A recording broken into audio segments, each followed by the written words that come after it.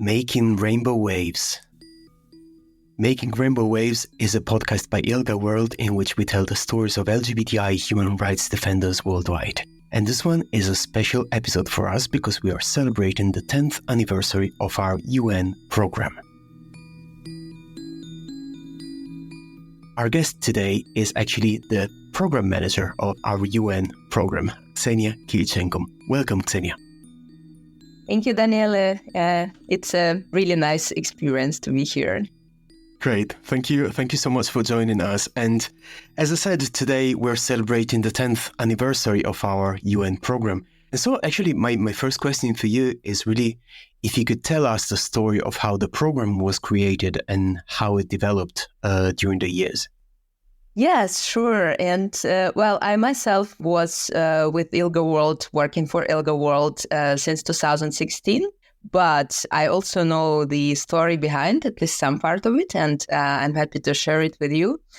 And speaking about the history of ILGA and the UN program at ILGA, we also need to think about the history of civil society or NGOs at the UN. Because initially, of course, the UN was created as a state-centered mechanism, institution, machine. But then with the time, more and more mechanisms for civil society to engage were created.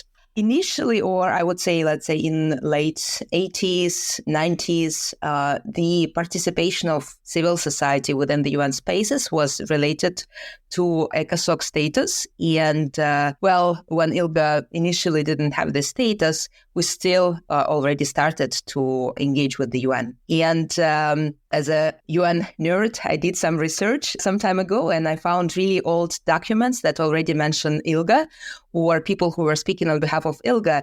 And one of the first such experience was in 1992. We haven't had yet at that point the ECOSOC status, but Douglas Sanders, who unfortunately passed away a year ago, but he participated there already through Human Rights Advocates, the organization that had ECOSOC status at this point. And he made a speech at the Commission on Human Rights, now Human Rights Council, but at that point it was called Commission on Human Rights. And in 1992, he was telling that there is ILGA at that time with only 500 members. And he also said that, gay and lesbian people, they live in all the countries in the world. They are a part of the population, but at the same time, we are not represented at the UN. So he requested basically the representation of gay and lesbian people at the UN, and also mentioned that by that point, ILGA already had engagement with the WHO, the World Health Organization,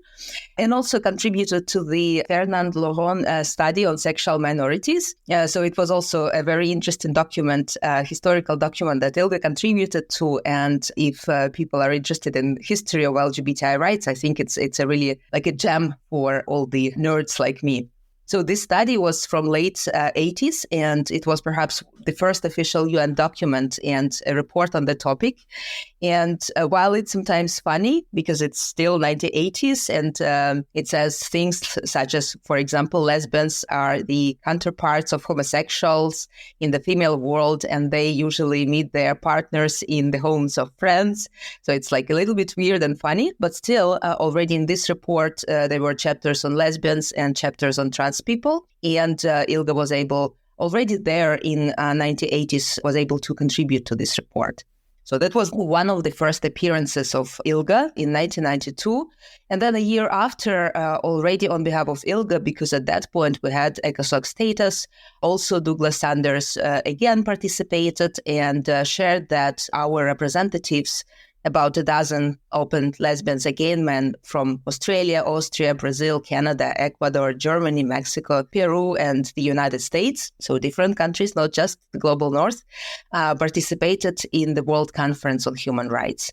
So 1990s it was a decade of world conferences on human rights. The Vienna conference, the Beijing conference focusing on women's rights, and we were there already. So that was also a little bit of history. And so that's how things were initially developed. For a long time, we didn't have a dedicated UN program. But this changed in 2013, 10 years ago, with ILGA World first hiring the UN Advocacy and Program Manager, Andre Duplessis, who is now with Outright. But yes, Andre was the first specific UN employee at ILGA World. And then also at that time, ILGA World moved from Brussels to Geneva. And one of the reasons was also to leave the European institutions to ILGA Europe, and also for us, ILGA World, to work closely with the United Nations, which is based in Geneva. So that was one of the reasons also why the office moved. And then soon after that, also one and then another person, they were hired to do work on UPR, Human Rights Council and treaty bodies. And then in 2016, I joined ILGA initially as an officer working on treaty bodies and special procedures. So that's where my history with ILGA World started as an employee, because I was working for member organizations before. But yeah, so that's already a part with my presence. And now I'm the UN program manager. I'm leading the program. And when I joined, we only had 3 people working for the UN program. Andre, who was the manager, and then Diana, who was doing work on UPR and Human Rights Council, and I was doing treaty bodies and special procedures. Today, we are 4 people who are working full-time for ILGA. So it's me, myself, who is managing the program, and I'm doing treaty bodies work. We also have Gabriel leading our UPR and Human Rights Council engagement. Also, Guillermo, who is doing special procedures work and SDGs, Sustainable Development Goals. So it's also the addition to our portfolio. And then last but not least, we started to do more systemic work on implementation of UN recommendations. And we have Gitao, who is leading our national advocacy engagement, plus also 2 junior professional consultants and 1 consultant specifically on treaty bodies. So yeah, we grow quite a lot during this decade and even before, and I'm happy to be part of this process. Thank you so much, and it's really fascinating to go through all the story of our engagement with the United Nations. And I know actually that there are also other parts outside of human rights specific bodies. For example, I know from our history, the then Co-Secretary General Lisa Power in 1991, for example, raised homosexuality, and she was the first out person to do that as the United Nations in New York, as part of the ILGA delegation that went to the ECOSOC NGO committee, and that was about ILGA's membership application. So there are literally bits and pieces of ILGA's history all around the history also of the United Nations in the past 30 years. And it's really fascinating, because my next question actually was, from your unique vantage point, how do you describe how the United Nations have helped advance the recognitions of the human rights of LGBTI people throughout all these years? Yeah, it's a good question. And of course, because the idea of international human rights law, at least from this positivistic view, it connected directly to the United Nations. So we have core human rights instruments that protect human rights adopted at the UN, at the United Nations, and therefore, of course, the UN has contributed enormously to the development of the discourse of human rights. And the idea and the establishment of LGBTI rights, or SOGIESC human rights, this was also happening at the United Nations. And the beautiful part of it is that because it's a universal system, the global system, the standards, when they are formed, they are not formed just in one country, but they're spreading throughout the world. And the perfect example is the decision on Tunin case. So Tunin versus Australia, it's a groundbreaking case from 1994, when the Human Rights Committee for the first time recognized that criminalization of consensual same-sex sexual acts between, men for Australia, it's a violation of the international human rights, specifically the right to privacy. But this decision that was made against Australia, this decision influenced a lot of legal jurisprudential developments throughout the world. And just to mention that this decision was cited by regional and national courts, by the European Court of Human Rights, by the Inter-American Court of Human Rights, and also by different courts from India and Nepal to the Philippines and Fiji to Colombia to South Africa and Zimbabwe. So it's a really very strong standard that was developed in 1994 at the UN, by the UN, and then traveled really globally. And today we see that despite the fact that LGBTI people, LGBTI human rights, SOGIESC, they are not explicitly mentioned in the human rights conventions, the treaty bodies and other bodies of the UN that interpret, that implement these conventions, they made LGBTI human rights language their own language. For instance, the Human Rights Committee, which is monitoring the implementation of the International Covenant on Civil and Political Rights, today they literally do LGBTI recommendations on every country under review. So every country is asked about LGBTI rights, and this is the part of the human rights language today now for sure. Or we can also think about special procedures. Special procedures, these are groups of independent experts or individual independent experts appointed by the UN Human Rights Council, and they are more flexible because they are not really bound by the convention's texts, but they were really those who developed the language, speaking for the first time about corrective rapes, for instance, or let's say one of the latest reports by the Special Rapporteur on Health, when she introduced and explained what is the inclusive non-binary approach to gender-based violence. So really, we've seen how the language was formed, how it is developing, how it is adapting to new concepts and the living realities of our communities. But also, I think that it's not just the UN. So it's not just the UN that decided one day that we want to protect LGBTI persons' human rights, of course. So I would dare to say that behind all these victories, there are real people, LGBTI activists, movements, and the Tunin decision, if we talk about this decision, it was brought by an activist from Australia, and a lot of other victories or developments, they also were supported by activists. Thank you for all this very thorough explanation.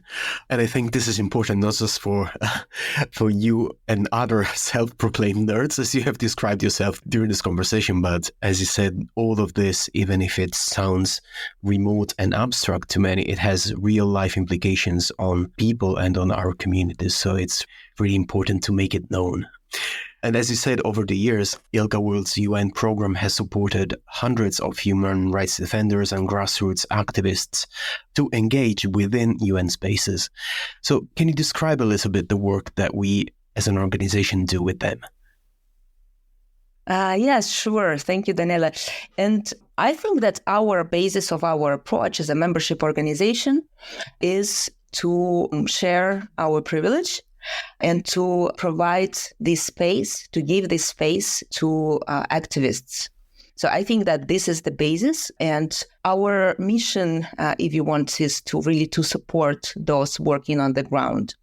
So we are not just developing, sitting in Geneva strategies and then, just imposing them on activists in different parts of the world, but we are at least trying as much as possible to ground all our efforts in the needs and realities of the movement.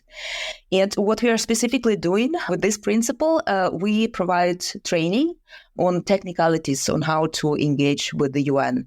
Because ultimately, of course, it's activists who are experts on their own situations, country situations, then they know what is happening, they know what is the problems. But sometimes the UN can sound like really this huge monster that only available to governments or international human rights lawyers with, Oxford diplomas or whatever, which is sometimes true, but also civil society now, today, after all the years, have much more spaces to engage with the UN. And our task is to explain how to use this system, because sometimes it can really be not super easy, but it's not a rocket science. So what we do, we provide training, we help activists to put their demands, their needs into the UN language. We also help them sometimes when needed to write reports to the UN, because there are also, some tips and tricks how to present the situation, how to formulate recommendations, what examples, what illustrations to use to prove the point, and so on and so forth. Then also we are helping activists to come to Geneva or to New York and to engage with these spaces, because one thing is, of course, to write a report or to submit a communication to the UN, but it's also important to give the advocacy a human face, and also to talk to UN representatives, because after all, they're also humans, and it's important to have the opportunity to talk to them, to explain to them what is important, why it's important. And we've seen a lot of very interesting examples of such advocacy. So we're also bringing activists to UN spaces, and we help them to engage with the friendly UN representatives, such as committee members or officers of the Office of the High Commissioner for Human Rights, or special procedures, and so on and so forth. And then also we help with the implementation of UN recommendations when needed. So we also have some best practices, good practices related to the implementation of the recommendations. And in doing so, we are also trying at least to use intersectional approach and to give the space to people who maybe usually not that present within the movement as well. For instance, we had projects in the past when we worked with LGBTI persons and groups with disabilities, and we engaged with the Committee on the Rights of Persons with Disabilities, with the Special Rapporteur on the Rights of Persons with Disabilities. We also prepared quite a lot of submissions on the intersection of race and SOGIES. So we are also trying to work from this perspective, and also to support trans groups, to support intersex groups, to support LGBTQI women's groups. So that's how we do it. And also to make sure that we are not only focusing on the so-called global north, but we support as well, and maybe first of all, groups from other parts of the world. Thank you. Thanks for that. And yeah, I have to say that I've been watching all your work on the side, documenting your work on the side for all these years also. And one of the best part of our work, I think, is also to get to know all these activists who do such an amazing work on the ground, and to support them in the way we can. And there is one thing that's one of these activists said one time, has really stayed with me over the years. And she said, the United Nations need us more than what we need the UN, because without civil society, the United Nations doesn't really know where to look when it's time to address the practical matters, right? So I was wondering whether you have a memory or an engagement with an activist or a moment in all these years of works that has particularly stayed with you. Yes. I have so many memories, of course, and so many examples of really beautiful projects, advocacy campaigns, passionate fighting for LGBTI human rights. So it's really difficult to pick one moment, but maybe I would share this story, her story, and it's maybe not very traditional for the UN, but still. So it was a few years ago. We were at Palais des Nations, the main building of the UN here in Geneva, and there was an activist from Angola, a feminist queer activist. And it was something like, quite traditional, like a panel, and people were speaking in microphones, and there was an interpretation, and there were diplomats in costumes. And then after the meeting, we just stayed together, the civil society group, and I was talking to her, and we were just like chatting about how to organize this advocacy, how to make it more meaningful for LGBTI communities. And then she took a book from her bag and showed to me this book, and it was Bell Hooks All About Love. And she told me, this is I think how we need to do our advocacy. And yeah, so that was so beautiful moment. And this connection between our, foremothers, all the people who stand behind us, and all the people who developed these ideas, who were fighting for intersectional justice. So yeah, that's how bell hooks became about the UN for me, and really, like she said, for example, that awakening to love can only happen as we let go of our obsession with power and domination. And I think this is exactly about what we are doing, because for me, this domination and formal power, it's already there, and the UN is also, to some extent, it's about there. But when we do our advocacy, I think that we need to think about also love as a healing force, and love as a longing for communion, and to do it together as a movement, and to share this love, and to show this love in a broad sense to the United Nations, and also to change even the meaning of the power, the formal power, and to bring our understanding into these spaces. So that's the story. Thank you. That's really beautiful.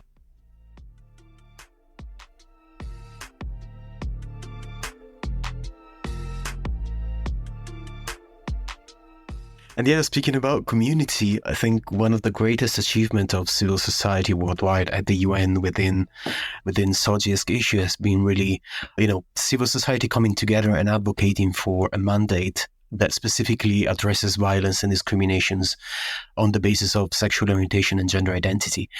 The mandate was first created in 2016, but of course that's the result of years-long battle and commitment. And now we're 7 years in the existence of the mandate. So how would you describe the impact of the mandate having been so far? And how do you see ILGA World supporting the mandate continue going forward? Yeah, and here I have another story. Just to say that even the establishment of the mandate is already a very important point. So I was engaged with LGBTI human rights long before I joined ILGA, and in the beginning of maybe it was 2013 or 14, there was a convening here in Geneva with activists, LGBTI activists working in different countries. And we were here talking about how we would love to see the UN, the world, how we can use the human rights. And then someone said that, well, ideally, we would have a convention on the elimination of all forms of discrimination based on sexual orientation and gender identity. And then we were all laughing because it sounds like a really very utopic dream. And then someone says, well, let's be a little bit more modest, and maybe we can have a special rapporteur on SOGI. And then everyone was also laughing, saying that, well, maybe not in this era, maybe not in this century. But then just 2-3 years after that, the mandate was actually established. In 2016, for the first time on the global level at the UN, we managed, together with efforts by, friendly governments and sister movements, other movements, we managed together as a collective effort to establish this mandate. And then during 7 years of the existence of this mandate, we've seen a lot of important achievements made by this mandate, through this mandate, and thanks to this mandate.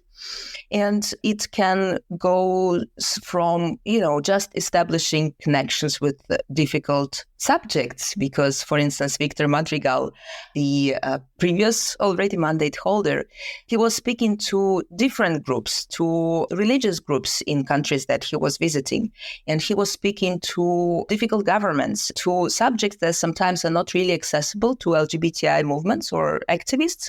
But he was able, through his position, through sharing his power, sharing his privilege, so he was able to establish connections and to talk, at least to open the dialogue.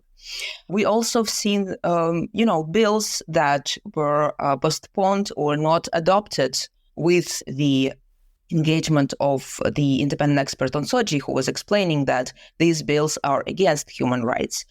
And then it goes to really very simple stories of sometimes lives saved through communications, but not only. But I know of the stories when people are still with us just because the independent experts intervened at the right point. And this is a huge support for all of us. This is about also mainstreaming the SOGI language, mainstreaming LGBTI human rights. Also, I would say that throughout these 7 years of the mandate, a lot of very important critical conversations have been opened. For example, on intersectionality. What does it mean, intersectionality for LGBTI human rights? For example, colonialism, which is a very important topic for our movement and for LGBTI human rights. And this is one of the latest final reports of Victor Madrigal. So I hope that with the new mandate, with the new years of the mandate, we'll be able to, together with the movement, with activists, we will be able to develop further these important concepts, these important ideas of intersectionality, of the colonial approach, and to also show how it should look like in practice, how it should look like for the lives of real people on the ground. Yeah, so I think that was very important. And of course, we will continue working with the new mandate and also building bridges when needed between grassroots activists and the UN system and this mandate. Thank you very much. And we're almost at the end of our conversation today, but maybe one last question would be, with all that's happening in the world these days, I think that trust in the effectiveness of international human rights law seems to be at a very minimum these days. So how do you think that global human rights spaces like the United Nations can restore people's faith in the power of international human rights law and the mechanisms that the global community has established? Thank you for this difficult question. I think that, of course, the United Nations, it's not a magic pill. It is the United Nations, and it is the system, mechanism, institution focused on governments with everything that goes from there. But also it's a system where we create and develop human rights. And I think that the human rights idea is our shared idea, something that does not belong to governments, something that does not just belong to the United Nations, but something which is about us and which is about our lives. And I think that the human rights discourse is a discourse. It's created and owned by civil society as well. So if we talk about ILGA specifically, in our constitution, the Constitution of ILGA World, you can open it and see the conventions, the Covenant on Civil and Political Rights, the Convention on the Elimination of Discrimination Against Women. So we even adopted these conventions. We put them into our constitutions because that's about our values. And of course, the UN has a lot of weaknesses, especially we see it right now.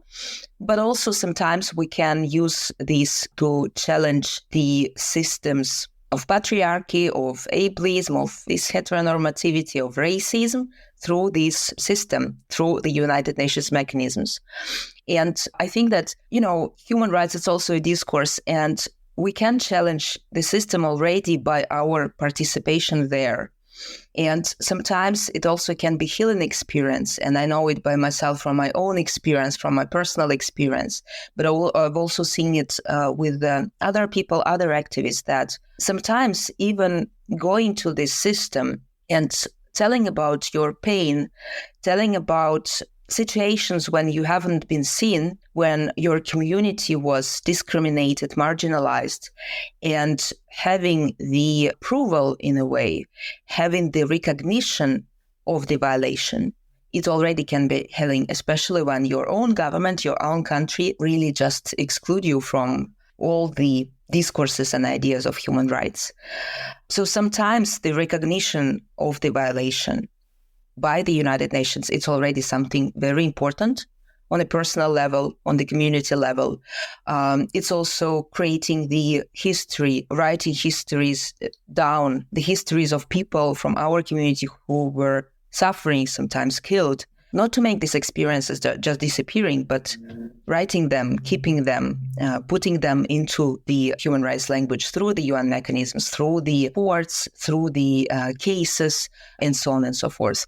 And then also sometimes it can be really just pressure or additional instruments for national authorities when we know that, for example, we need certain legislation, when we know that we need to develop, for example, healthcare system to make them friendly and accommodating for queer women, for lesbian women, for trans persons, for non-binary persons, intersex people. And then we know that we need training for instance, training, education for healthcare professionals, and then we can use the United Nations system for this and to go to, for example, UPR or treaty bodies to explain that this is the problem in our country and we want a recommendation, we want a discussion with the state authorities to make this happening, to make changes happening.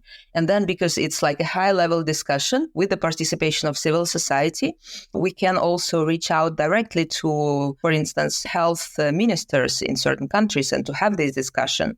And this discussion not just from activists, but the discussion initiated by the UN system.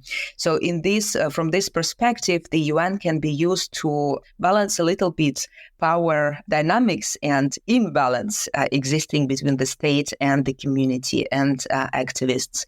And this UN power can be also shared with activists through these experiences. So that's what I think, but also human rights and the UN, because I think that we need to, well, it's not just like I think we need to, but I see human rights as also something that belongs to us.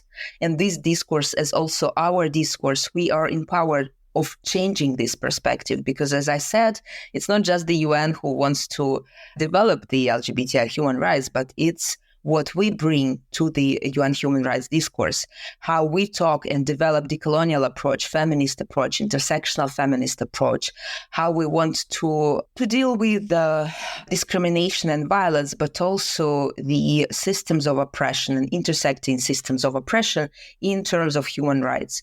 And this is also about solidarity, and solidarity is a very important point, I would say, here. And this is also part of our work.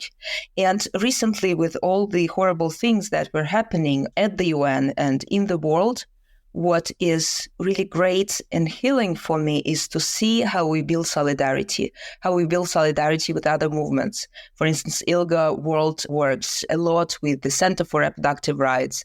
We also work with the Sexual Rights Initiative, Euro-Asia Pacific.